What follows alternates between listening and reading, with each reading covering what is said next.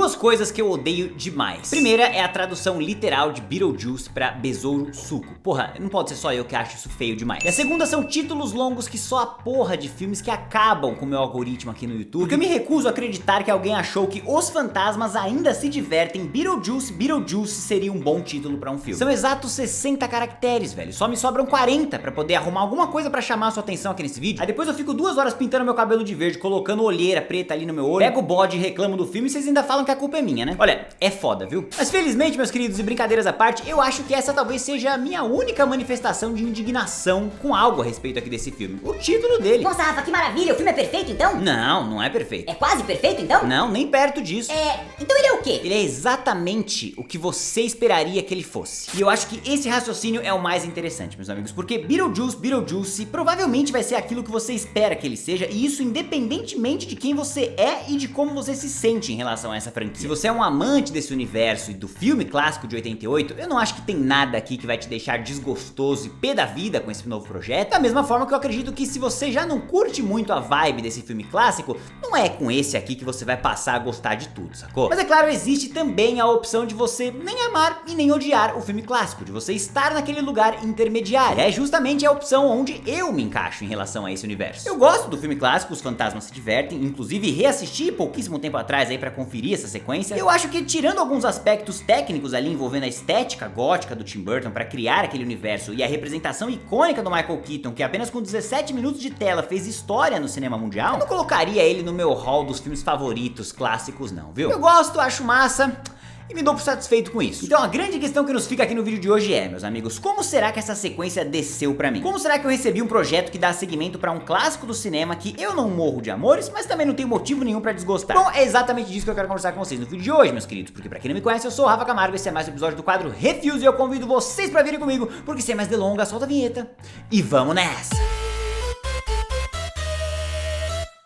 Muito bem, meus queridos e minhas queridas, antes de começar eu já quero te agradecer por ter clicado aqui na minha carinha mais uma vez. Seja muito bem-vindo aqui, é claro, se essa for a sua primeira vez, deixa o seu like, se inscreve no canal e ativa o sininho de notificações. E é claro, não deixa de conferir também o quadro Cheer Rafa, um quadro exclusivo para membros aqui do canal. Então se você quiser ter acesso a esse conteúdo exclusivo, vire membro, é baratinho, confere os pacotes aí que você não vai se arrepender. Mas eu sei que não foi pra nada disso que você clicou aqui, você quer mesmo me ver falando sobre Os Fantasmas Se Divertem, Beetlejuice, o título mais longo de 2024. Então, vamos lá! Beetlejuice, pra facilitar minha vida aqui, continua a história da família Deeds 30 anos depois dos eventos do primeiro filme e convenientemente juntando a vovó Deeds, a mamãe Deeds e a filhinha Deeds na casa de Winter River por conta de uma tragédia familiar. A casa de Winter River, caso você não tenha assistido o primeiro filme, é onde rola toda a parada lá, e é também onde o Beetlejuice foi summonado pra aterrorizar a vida da família Deeds 30 anos atrás. Beetlejuice esse que está passando por problemas próprios agora nessa sequência, porque a sua ex-esposa ressuscitou dos mortos, mesmo que ela ainda continue morta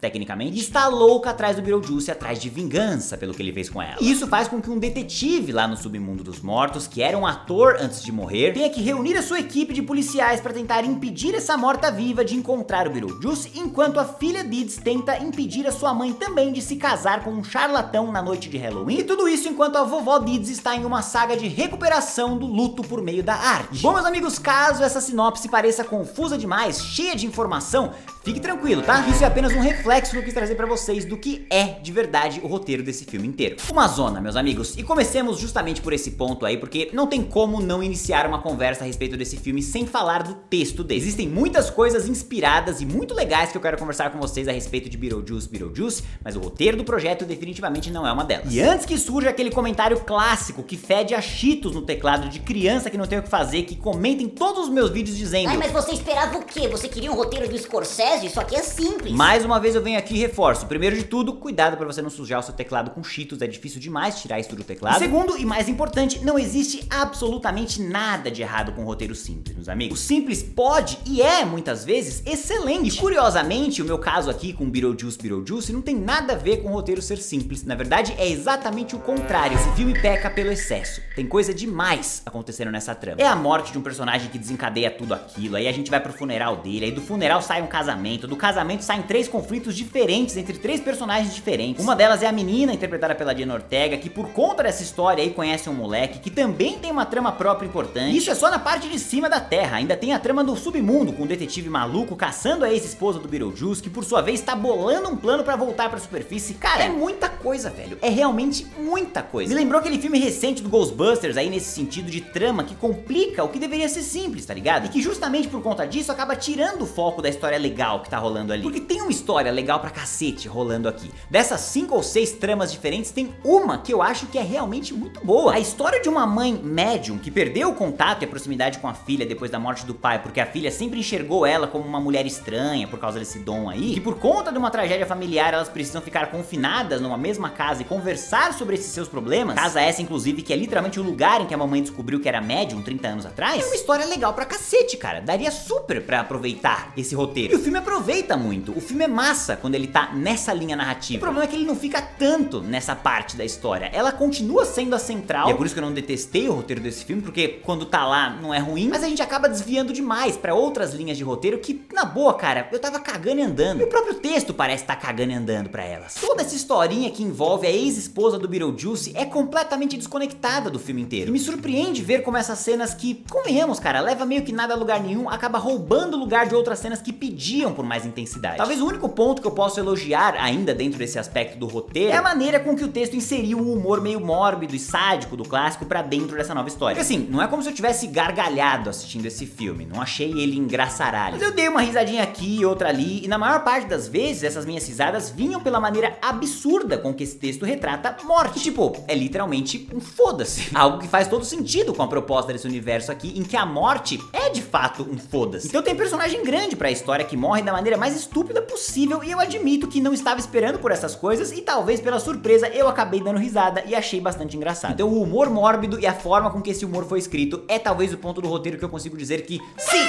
super funcionou pra mim. De resto, eu não gostei do roteiro não. Mas felizmente, meus queridos, talvez pra compensar um pouco essa parte do roteiro meio capenga, a gente tem a direção nas mãos de um Tim Burton bastante inspirado e aparentemente com muita vontade de trazer esse universo de volta à vida. Porque sabe como eu às vezes falo pra vocês que a gente consegue perceber assistindo um filme se o diretor tava de verdade afim de fazer aquilo, ou se ele tava fazendo pra cumprir tabela porque algum estúdio pediu? Aqui, felizmente, eu posso afirmar pra vocês que eu senti paixão, eu senti amor por parte dele. E até um pouco de orgulho em poder apresentar esse seu universo pra uma nova geração que não necessariamente conhece Beetlejuice. E a gente percebe isso por meio de coisas grandes, é claro, como recriações exatas de enquadramentos clássicos do filme original, readaptadas aqui pra essa nova história, ou por meio de outros detalhes um pouquinho mais sutis, que também são muito legais, como a cena de abertura desse filme, que é exatamente igual à cena de abertura do filme original, mas invertendo completamente os valores. É uma parada linda de se ver, e eu realmente senti, apenas assistindo, que quem estava envolvido nesse projeto queria muito fazer esse projeto. E é sempre legal ver isso. São muitos detalhes lindos em efeitos práticos, que hoje em dia a gente sabe que é algo que tá cada vez mais raro, né? É um recurso que a gente comemora quando aparece em algum filme, porque a gente sabe que ele tá sendo escanteado e sendo trocado por CGI na maior parte dos casos. Também são muitos os detalhes de figurino nos mortos-vivos desse universo, e é muito legal a individualidade com que a direção dá pra cada um deles, e a maneira com que aqueles figurinos individualmente contam histórias, porque, poxa, você bate o olho nos caras e sabe dizer como eles morreram. E também são muitos detalhes de produção que me fizeram sentir que eu estava assistindo um filme gótico nos anos 80. Toda aquela arquitetura bizarra e confusa, aquela fumaceira nos ambientes externos, refletida com o neon verde e vermelho dos ambientes internos. Uma marca registrada do Tim Burton que aqui faz muito sentido e que a gente sabe que dá muito trabalho, tipo, muito trabalho mesmo. E assistindo ao filme fica evidente pra mim que a galera que estava envolvida estava muito dedicada em entregar um negócio muito foda e que por conta disso eles conseguiram entregar um negócio muito foda. Pra mim a cereja no bolo foi a escolha da direção sobre como representar os tais vermes de areia lá no terceiro ato do filme. Porra, como eu amei aquilo, meus amigos. Inclusive todo o terceiro ato desse filme aqui eu achei bastante divertido. Divertido e muito criativo, na verdade. Não vou entrar tanto no detalhe aqui porque daria pra ser considerado um spoiler, mas eu amei tudo que aconteceu aqui naquela performance musical, digamos assim. E por mais que os eventos que acontecem no final do filme não foram lá muito satisfatórios pra mim, é aquilo que eu falei agora há pouco no vídeo aí, né, meus amigos? Não é como se o roteiro estivesse às mil maravilhas e aí ele capengou no final. Não, pelo menos nisso o filme se manteve bastante consistente. Ele começou bastante capenga, se manteve constantemente capenga durante e se encerrou na capenguice absoluta. Então,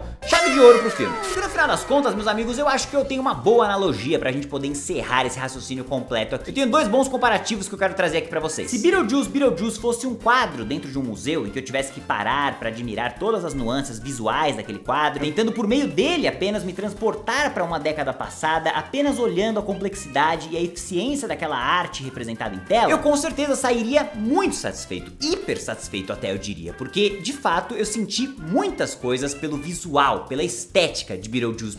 Agora, se esse mesmo filme fosse um livro, eu já não acho que a minha experiência seria muito boa não, viu? Porque não existe absolutamente nenhum motivo aqui que me faça pensar que uma revisita pra esse universo seja justificada. As conveniências e a obviedade de todos os eventos que acontecem aqui também não foram o suficiente pra me deixar preso na cadeira, curioso pra saber o que ia acontecer, já tava na cara a todo momento o que ia acontecer, talvez pela quantidade de trama extra que o filme coloca e esse investimento do filme nessa figura da ex-esposa nervosa, que convenhamos gente, poderia ter sido cortada do filme 100% e não mudaria absolutamente nada. Eu acho que a gente acabou perdendo um pouquinho da dimensão e da profundidade que poderia ter sido dada pra alguns momentos que pediam mais destaque. Sem spoiler nenhum pra vocês, tem uma cena no submundo que envolve um reencontro familiar aí que, poxa, é sacanagem pensar que aquilo não durou mais 2-3 minutos. É um crime aquela cena não durar mais tempo. Então assim, se como obra visual eu amei de verdade o que eu assisti, e se como obra literária eu definitivamente não gostei tanto do que eu ouvi de história, eu acho que a gente pode meio que somar tudo e dividir e afirmar que Os Fantasmas ainda se divertem Beetlejuice. Beetlejuice, é título longo da porra. Definitivamente não é o filme que vai te fazer ficar apaixonado por esse universo se você já não for um grande fã, mas também dificilmente vai ser aquele filme que vai te deixar pé da vida quando você sai da sessão. Como eu sou um roteirista, normalmente o roteiro de um filme me pega muito mais forte, e é um elemento que eu levo muito em consideração na hora de dar as minhas notas. Então Beetlejuice seria facilmente um final de lista, mais porque existe um certo esforço ali que eu quero recompensar, mas como eu disse pra vocês, o humor desse filme, o texto, na parte que ele é focada nas risadas, funcionou comigo, funcionou bastante comigo, e rendeu boas gargalhadas em um texto que, por mais que capenga, também não tava se propondo a reinventar a roda, que aos trancos e barrancos, eu acredito que é seguro dizer